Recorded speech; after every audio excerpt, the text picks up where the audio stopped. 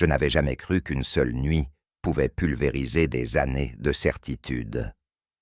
Mais quand je me suis réveillé dans un lit qui n'était pas le mien, avec la respiration d'un autre homme contre ma nuque, j'ai compris que ma vie venait de basculer. Ce n'était pas un accident, c'était une frontière franchie, et je ne savais plus comment revenir en arrière. Je ne sais toujours pas ce qui m'a réveillé en premier. La lumière pâle filtrante entre les rideaux, ou la chaleur contre mon dos. Une chaleur humaine, dense, presque enveloppante. Pendant une seconde, j'ai cru rêver, suspendu entre le sommeil et un vertige étrange. Puis la réalité a glissé en moi, comme une lame froide. Ce n'était pas ma chambre. Et la présence derrière moi n'était pas celle de ma femme. Mon souffle s'est coupé net. Une respiration lente et profonde frôlait ma nuque, soulevant de légers frissons qui parcouraient ma colonne comme une vague incontrôlable. La main posée sur mon flanc ne bougeait pas, mais son poids suffisait à faire battre mon cœur trop vite, trop fort. Tout en moi criait de m'éloigner. Pourtant une part immobile savourait cet instant interdit. Ce calme dangereux où le monde semblait retenir son souffle. Mathieu. Son nom s'est imposé avant même que j'ose tourner la tête. Mon meilleur ami depuis presque 15 ans. Celui à qui je pouvais tout dire, sauf la vérité que je découvrais en cet instant, brûlante et impossible à formuler.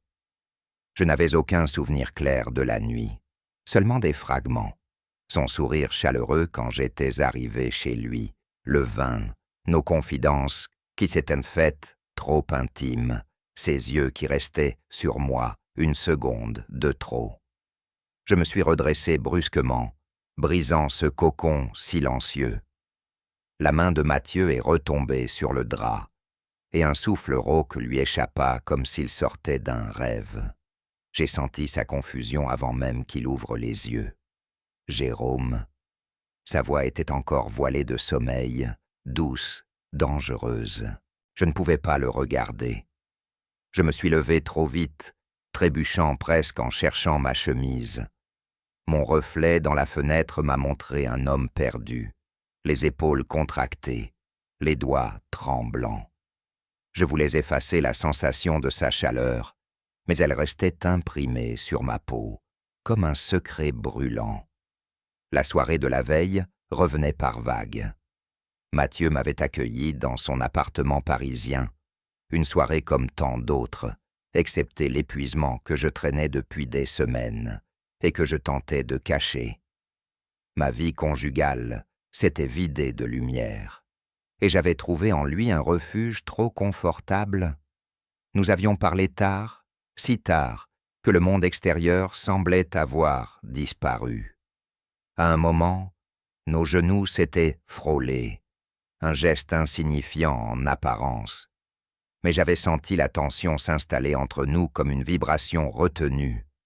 Cette tension était revenue maintenant, plus acérée, plus réelle. Mathieu s'était assis sur le lit, la couverture glissant sur son torse, encore marqué par le sommeil. Il me regardait sans jugement, mais avec une vulnérabilité qui me déstabilisait. « Tu vas partir comme ça, sans me parler ?» Je me suis figé. Sa voix était calme, mais je percevais derrière elle une inquiétude sincère. J'aurais voulu lui dire que rien n'avait eu de sens, que j'avais juste dormi trop près, que tout cela n'était qu'un malentendu. Mais la vérité, sourde et entêtante, m'enfermait. Car ce qui m'effrayait le plus n'était pas ce qui avait pu se passer, mais ce que j'avais ressenti. La nuit m'avait offert un instant de paix que je n'avais pas connu depuis longtemps. Une présence qui ne me demandait rien, qui ne me jugeait pas, qui me comprenait sans mots. Et ce matin, cette proximité me brûlait encore. J'aurais pas dû rester, soufflai-je. Mathieu passa une main dans ses cheveux, un geste discret, presque douloureux. « Je ne t'ai rien demandé, Jérôme. Tu étais épuisé. Tu avais besoin de quelqu'un. » Cette phrase me transperça. peut-être parce qu'elle était vraie, peut-être parce qu'elle me libérait et m'enchaînait à la fois. Je pris mes affaires, décidant de fuir avant que mon cœur ne me trahisse davantage. Quand j'ouvris la porte, il murmura « Si tu pars sans comprendre ce que tu fuis, ça te reviendra, toujours. » Je ne répondis pas. Je descendis les escaliers comme on fuit un incendie. Mais une fois dehors, l'air froid de Paris ne suffit pas à calmer le feu sous ma peau. Ce que j'essayais d'étouffer s'était réveillé. Et désormais, il refusait de se rendormir. J'ai cru que quitter l'appartement suffirait à éteindre ce qui brûlait en moi. Mais plus je m'éloignais de Mathieu, plus la braise se ravivait, comme si sa présence restait accrochée à ma peau.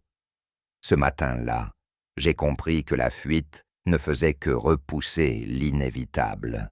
La marche jusqu'à la station m'a semblé interminable. Paris s'éveillait lentement, indifférente à mon chaos intérieur.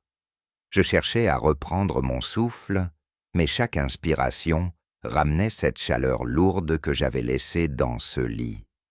Je n'arrivais pas à comprendre comment une simple proximité avait pu fissurer ce que je croyais solide en moi. J'avais voulu tout nier, tout étouffer, mais la vérité s'accrochait comme une ombre impossible à secouer. Le métro était presque vide.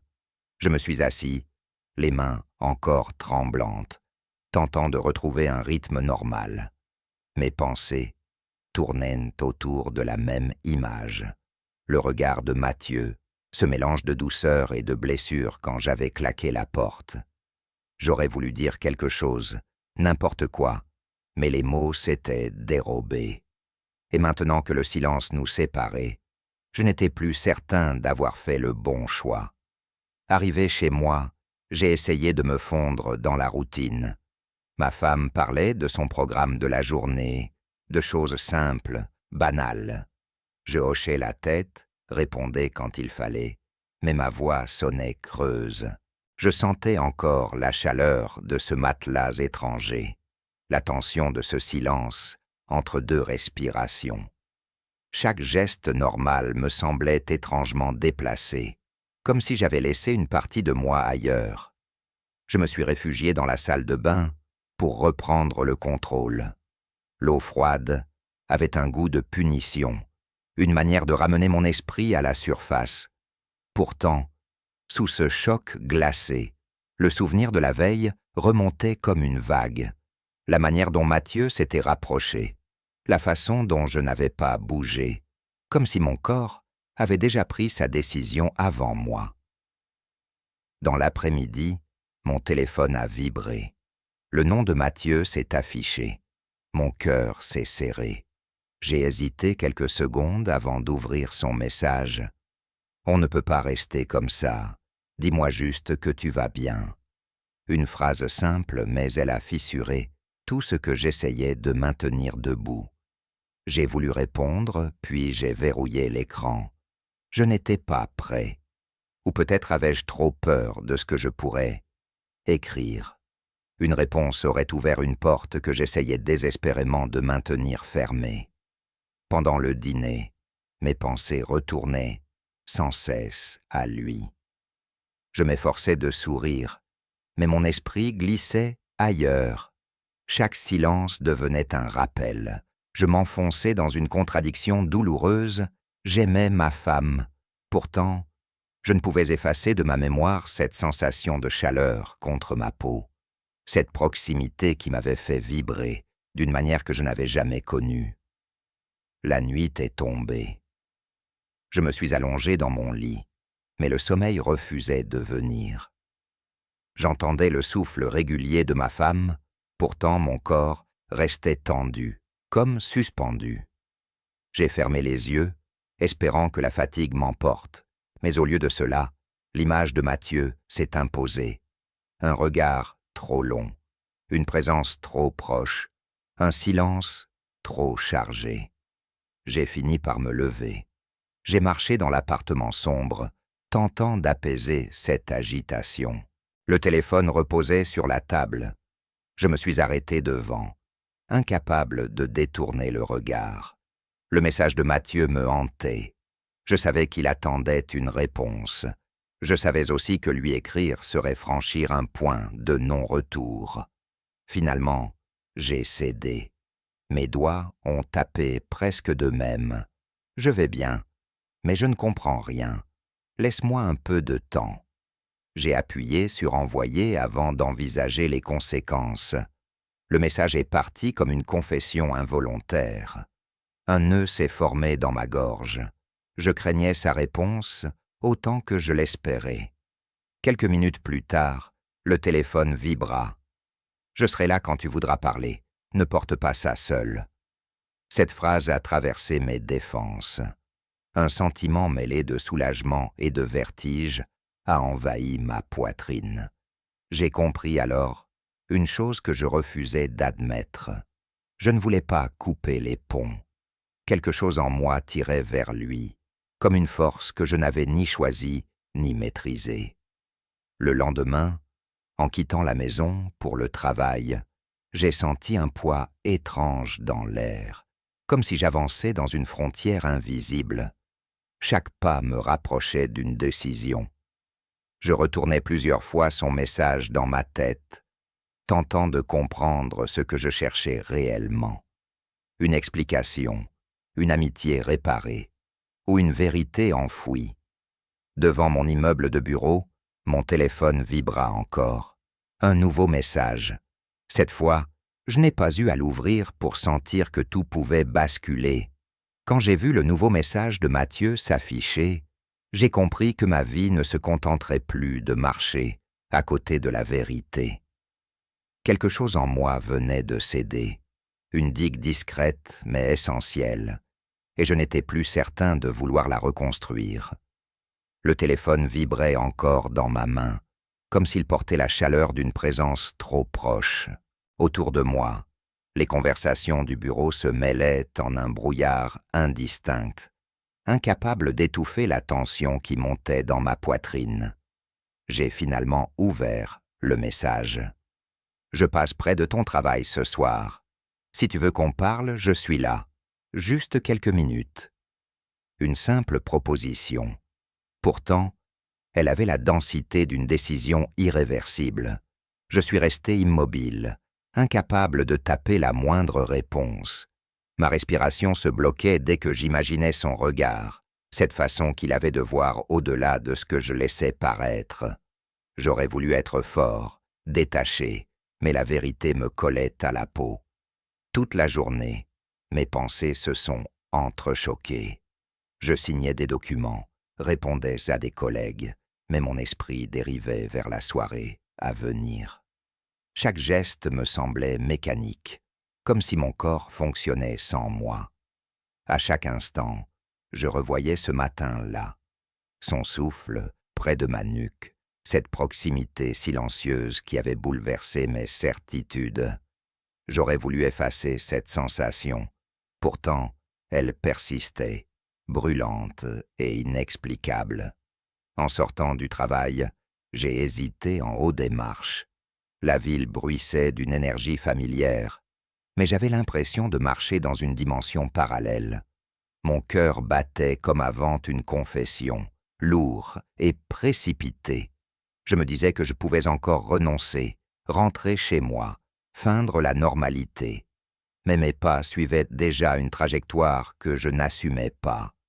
Quand j'ai tourné à l'angle de la rue, je l'ai vu. Mathieu m'attendait, appuyé contre une rambarde, le regard fixé sur moi dès que j'ai approché. Il n'y avait ni reproche ni impatience dans ses yeux, seulement une inquiétude douce qui m'a désarmé. Le voir là, si proche, a réveillé en moi une vague de sensations que je tentais d'étouffer depuis 2 jours. « Merci d'être venu », dit-il en s'approchant. Sa voix était basse, presque fragile. Je n'ai pas répondu tout de suite. Je cherchais à retrouver un appui, quelque chose qui arrêterait le tremblement discret dans mes mains. Il a fait un pas de plus vers moi, sans me toucher, mais la distance entre nous disparaissait déjà. « Je ne veux pas te mettre mal à l'aise. ajouta-t-il. J'ai juste besoin de savoir où je me tiens. Ce silence m'écrase. Ces mots ont créé un écho pénible dans ma poitrine. Ils m'offraient une vulnérabilité que je n'avais pas le courage d'affronter. Pourtant, je ne pouvais plus détourner le regard.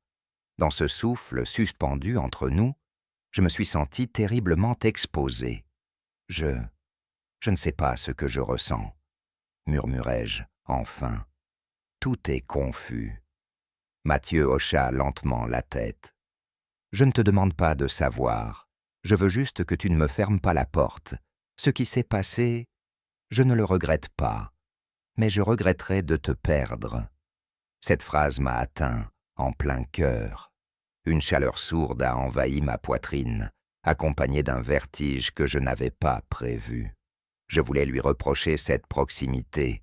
Wanted accusait sa douceur, mais ce n'était ni juste ni vrai. Il n'avait rien forcé. C'était moi qui avais laissé la porte entr'ouverte. Nous avons marché sans but précis, côte à côte, sans nous frôler.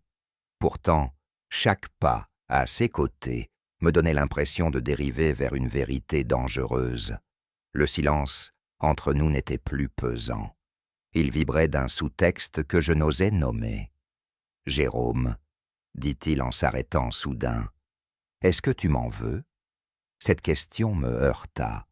Je voulus répondre immédiatement, mais ma gorge se serra. Je ne lui en voulais pas. C'était moi que je fuyais, moi que je ne voulais pas reconnaître dans ce désir imprévu. Non, soufflai-je finalement. Je m'en veux à moi-même. Il ferma les yeux un bref instant, comme si ces mots lui retiraient un poids. Puis, dans un geste presque imperceptible, il avança la main, sans me toucher, mais assez près, pour que la chaleur de sa peau atteigne la mienne. Ce simple mouvement me coupa le souffle. Une étincelle subtile traversa l'air, réveillant chaque fibre de mon corps. « Tu trembles, » murmura-t-il. Je détournai le regard. Je ne sais pas comment gérer tout ça. Mathieu fit un pas vers moi. Nos souffles se mêlaient, et malgré l'absence de contact, je sentis une montée de tension si forte que mes pensées vacillèrent. Le monde autour semblait se dissoudre, laissant seulement ce lien dangereux qui nous attirait l'un vers l'autre. « Tu n'es pas obligé de tout comprendre aujourd'hui, » dit-il doucement. « Mais ne nie pas ce que tu ressens. Ça te détruirait. » Je voulais répondre, mais ma voix refusa de sortir. J'avais l'impression de sombrer dans un espace où chaque émotion était amplifiée, chaque silence chargé d'un sens nouveau. Son regard, ancré dans le mien, me maintenait dans une intensité presque insoutenable. Puis un bruit lointain nous ramena à la réalité. Je reculai d'un pas brusque, comme si l'air entre nous venait de s'embraser. Mathieu garda les yeux rivés sur moi, une douleur discrète traversant son expression. « Je ne veux pas te perdre, » dit-il. Je sentis mon cœur se contracter. Une réponse montait en moi, brûlante, dangereuse, mais je n'eus pas le temps de la prononcer. Mon téléphone sonna. Le nom de ma femme apparut sur l'écran. Un frisson glacé me traversa. Le fragile équilibre que j'essayais de maintenir venait de se fissurer sous mes yeux. Quand le nom de ma femme est apparu sur l'écran, j'ai senti le sol se dérober sous mes pieds. Mathieu était là, si près que je respirais encore son souffle. Et pourtant, en une seconde, je fus projeté dans une autre vie, celle que j'essayais désespérément de préserver. Le téléphone vibrait dans ma main, insistant, presque accusateur. Je n'osais pas répondre devant lui. J'ai reculé d'un pas, comme si un espace invisible devait soudain nous séparer. Mathieu, lui, n'a pas bougé. Il me regardait avec cette intensité silencieuse qui me dénudait plus sûrement que n'importe quelle confession. La sonnerie s'est arrêtée, puis elle a recommencé. Je me suis tourné vers la rue, cherchant de l'air. « Je sais, » murmura-t-il. Je décrochai enfin. La voix de ma femme, calme et légère, coula dans mon oreille, mais mon esprit flottait ailleurs. Elle parlait de courses, d'un dîner à préparer, de détails familiers qui m'auraient autrefois rassuré. Pourtant, chaque mot semblait heurter une paroi en moi. Je répondais par automatisme, des sons vides, tandis que mon regard revenait sans cesse vers celui qui m'attendait, quelques mètres plus loin. Quand j'ai raccroché, je restais immobile. Le monde ordonné de ma vie conjugale venait de se superposer brutalement à la réalité trouble de ce que je vivais avec Mathieu. Deux vérités inconciliables que je ne savais plus tenir ensemble. Mathieu s'approcha lentement. « Ça va ?» Je hochai la tête, même si tout en moi criait le contraire. « Jérôme, tu n'es pas obligé de porter ça seul. » Cette phrase si simple me désarma. Personne ne m'avait parlé ainsi depuis longtemps.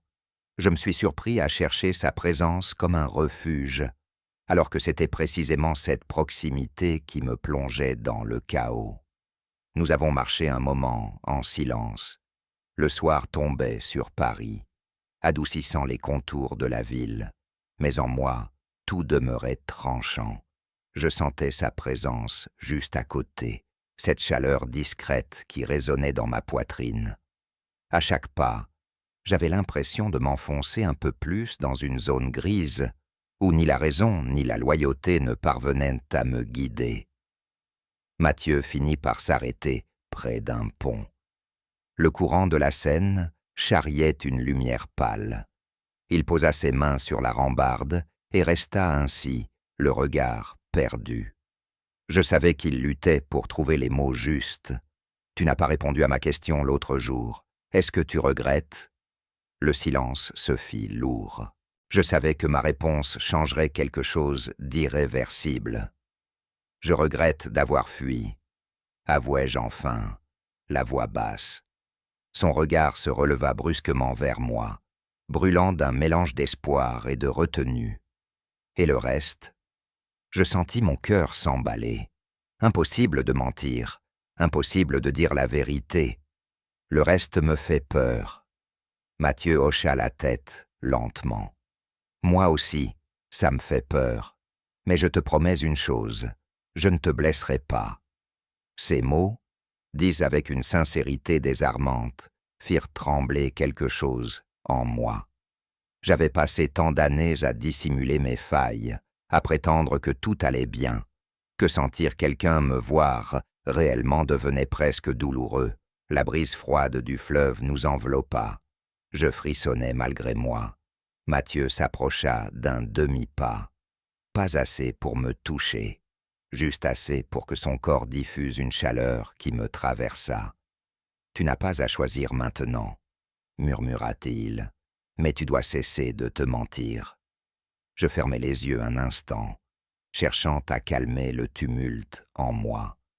Quand je les rouvris, il me dévorait du regard, sans cacher l'émotion qui le traversait. J'ai senti mes défenses vaciller. Mon souffle se fit court. « Mathieu !» Il posa un doigt sur ses lèvres, comme pour m'empêcher de dire quelque chose que je ne pourrais pas reprendre. « Ce que tu allais dire, tu n'es peut-être pas prêt, et je ne veux pas que tu le fasses par culpabilité. » Son doigt ne m'avait pas touché. Pourtant la sensation d'un geste suspendu vibrait encore dans l'air. Mon corps entier réagissait à cette proximité, comme si chaque fibre reconnaissait dans sa présence quelque chose qu'elle attendait depuis trop longtemps. Un moment passa, chargé d'une tension presque douloureuse. Je sentais le monde autour de nous disparaître. Nos respirations se répondaient. Il n'y avait plus de fuite possible. Je fis un pas en avant, sans réfléchir, pas pour le prendre dans mes bras, pas pour céder, simplement pour être plus près, pour respirer dans son espace, pour sentir ce vertige qui me faisait perdre toute direction. Nous étions assez proches pour que nos souffles se mêlent. Je sentais la chaleur monter entre nous, une chaleur qui aurait pu embraser le moindre geste. Mathieu murmura Tu viens de faire le pas que tu n'as jamais osé faire. » Je restais muet. Ce geste minuscule venait pourtant de renverser un équilibre fragile. Il leva lentement sa main, puis l'arrêta juste à côté de mon visage, sans me toucher. Cette absence de contact créa une tension si vive que j'en eus le souffle coupé. « Regarde-moi, Jérôme. » Quand je levai les yeux, son regard me traversa.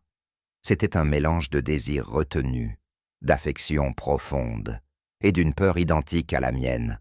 Je me sentais nu, exposé, mais étrangement vivant. Puis une sonnerie retentit derrière moi. Mon téléphone, encore? Je sursautai.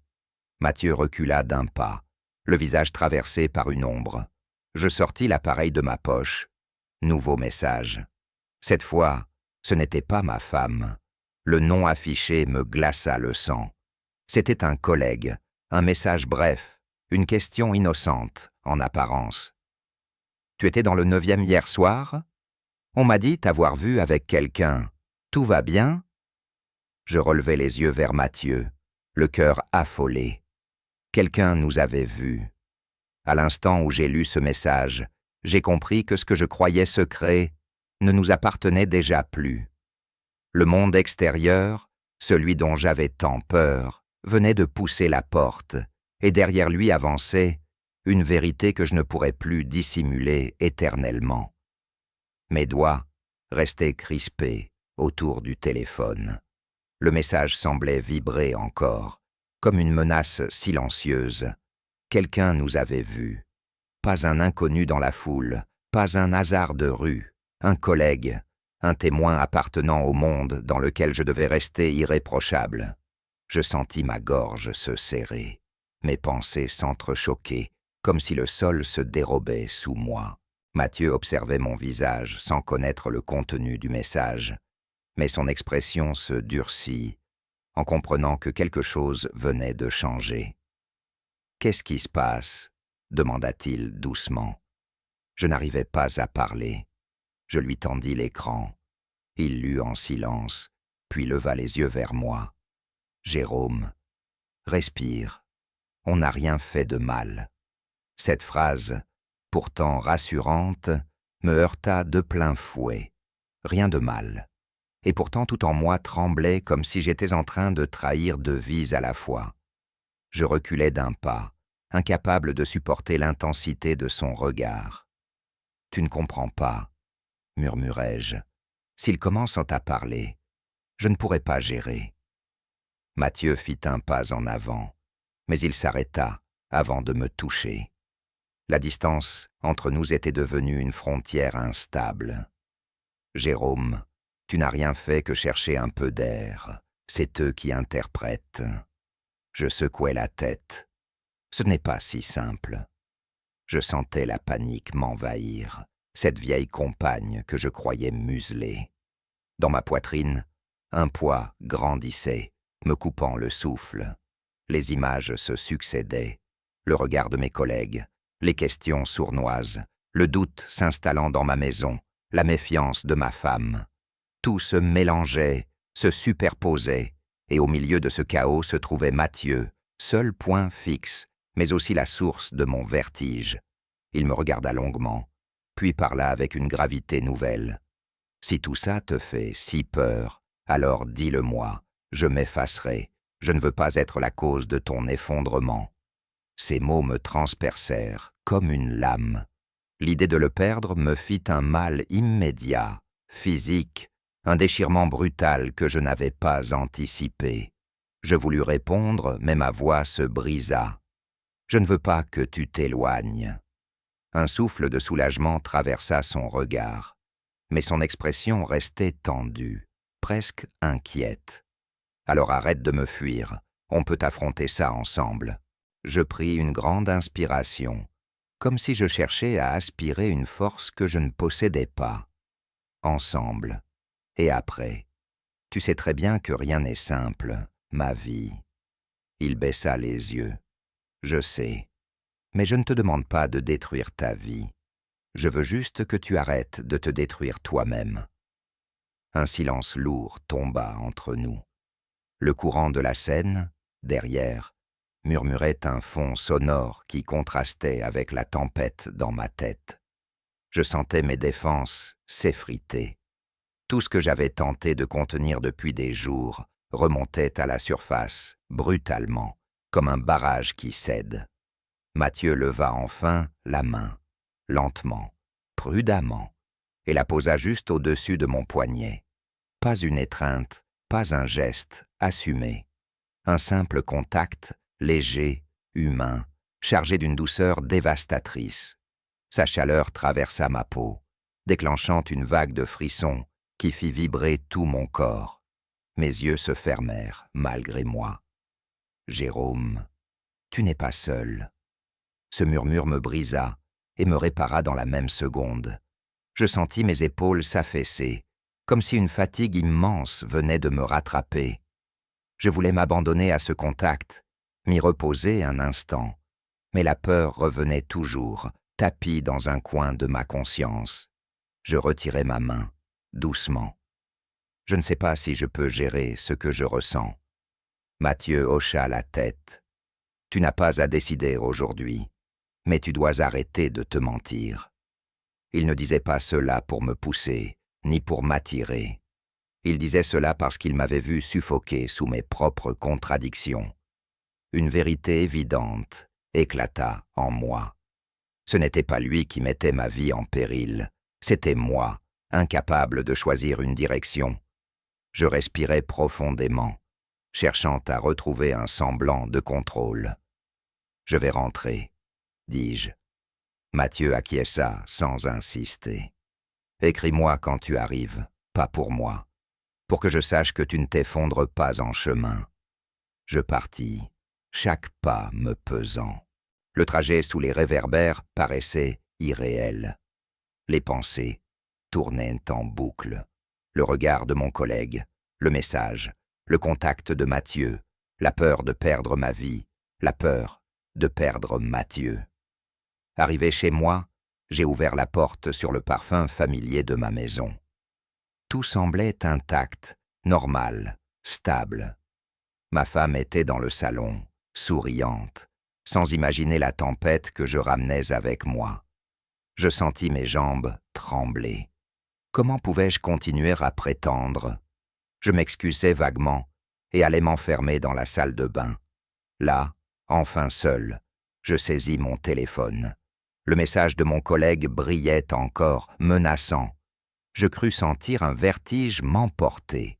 Puis, presque machinalement, j'ouvris la conversation avec Mathieu. Je restai longtemps devant l'écran vide, à hésiter. Puis j'écrivis « Je suis rentré, mais je crois que tout commence à s'effondrer autour de moi. J'ai besoin de toi. » Je fis glisser mon doigt pour envoyer.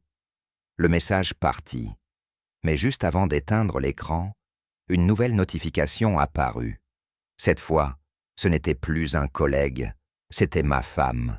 Un seul message, une seule phrase, et mon sang se glaça. On doit parler, maintenant.